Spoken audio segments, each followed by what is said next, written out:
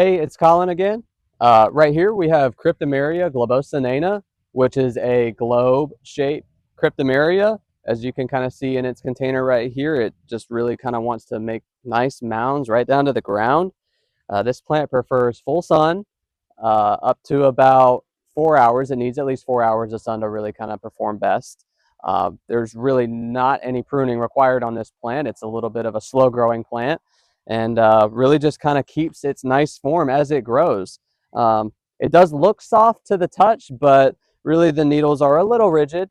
But it's a nice plant to do along walkways or as a border in some areas. Most people know the tall growing Cryptomeria, Yoshino eradicans. This is a dwarf variety of Cryptomeria. So that's Globosa Nana. This is a 7-gallon container. We've been getting really nice shipments of these 7-gallon Globosa Nanas here at Rock Hill. So get them while they're hot.